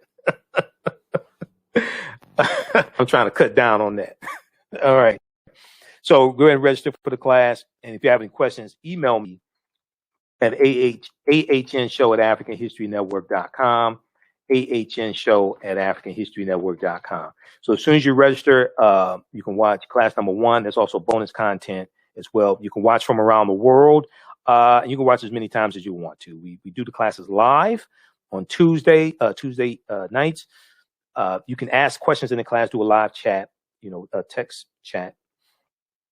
And you don't have to be present in the class if you're working or what have you. You can just watch the class sessions whenever you want to. All right.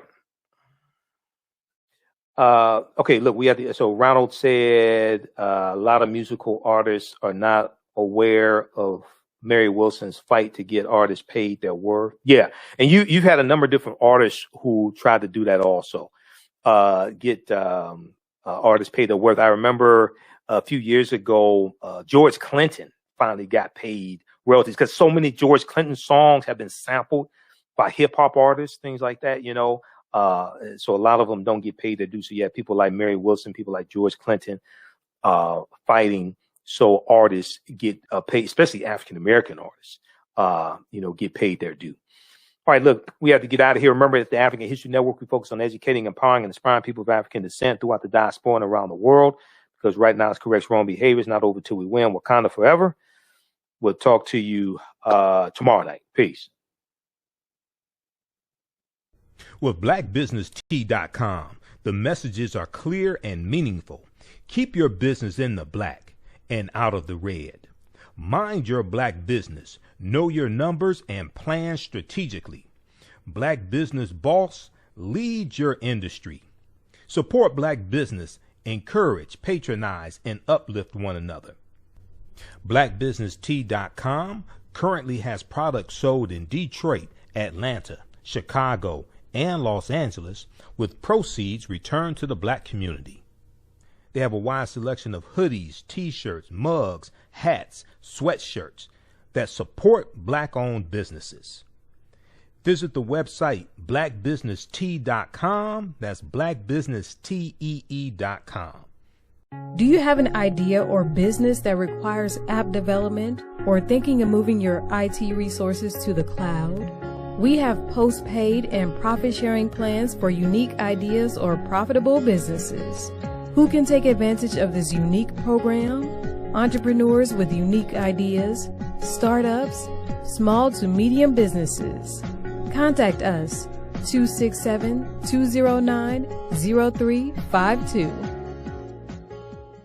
Visit nomadicsystems.net, nomadicsystems.net today. Intuitive Design Clothing is an online accessory store that sells one-of-a-kind signature statement pieces for men and women. They also specialize in fashion consultations, closet organization, and decorating small spaces. Are you looking for a statement piece for a special affair, or would you like to add some select pieces to your ensemble of accessories? If you're looking for something different, definitely contact Kathy Norman, owner and CEO of Intuitive Design Clothing. Visit their website, intuitivedesignClothing.com. That's intuitivedesignClothing.com, and you can email her at info@intuitivedesignClothing.com. Intuitive Design Clothing is where every entrance is a grand entrance. Soul Natural Beauty Products offers organic, plant-based skin and hair care products that will rejuvenate skin and naturally grow and thicken hair. Their whipped shea butter can heal or restore damaged skin cells to prevent hyperpigmentation and skin breakouts. All products are made with organic plant-based ingredients. Their maximum hair growth oil is fortified with organic herbal extracts and undeniably proves that Mother Nature knows best. It thickens, lengthens, softens, and conditions all types of hair. They even guarantee hair improvement within 90 days or a full refund.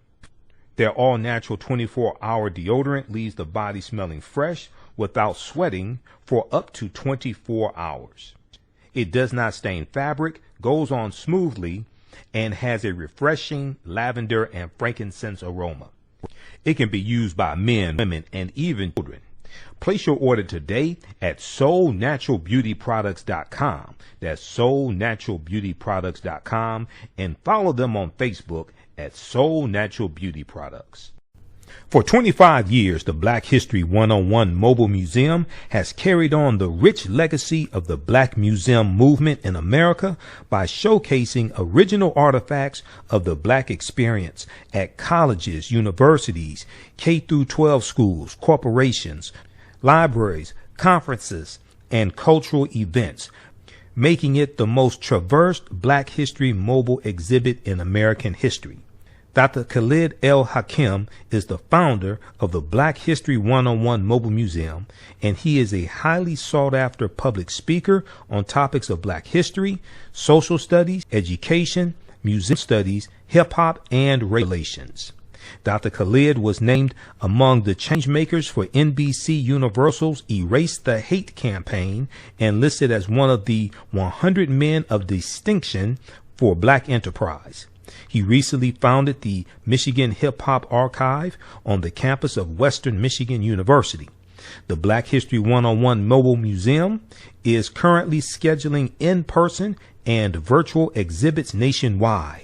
For more information, please contact Dr. Khalid Al Hakim directly at 313-645-4197, 313-645-4197, or visit their website at blackhistorymobilemuseum.com. That's blackhistorymobilemuseum.com.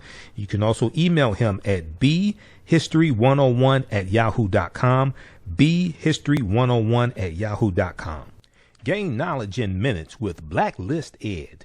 Blacklist Ed is an app that provides insightful summaries of books pertaining to the Black experience.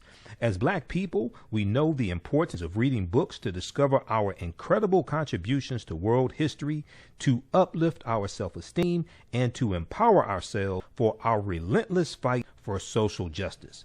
Unfortunately, with our busy lives, it feels like there is never enough time to read a book. Fortunately, there's a solution. With Blacklist Ed, their app provides key insights from best-selling books about the Black experience, therefore saving you time, increasing your knowledge, and empowering yourself through inspirational and actionable ideas. You can read or listen on the go. Start your free trial today by going to blacklisted.com. That's Black without the C, B-L-A-K. Or you can download the Blacklist Ed app from the App Store or Google Play. Blacklist Ed, empower yourself. Yaya Rule is a line of African print-inspired apparel catered to the Black community. The pieces include t-shirts, sweatshirts, hoodies, jackets, dresses, skirts, activewear, bags, and other accessories and home decor. This brand offers a revived way for men and women to wear their Black pride and honor their African heritage anywhere at any time. This line is for anyone, whether you are working in the corporate world, are an entrepreneur, or an artist. Their selection will allow you to casually let your pride shine or dress it up as wanted.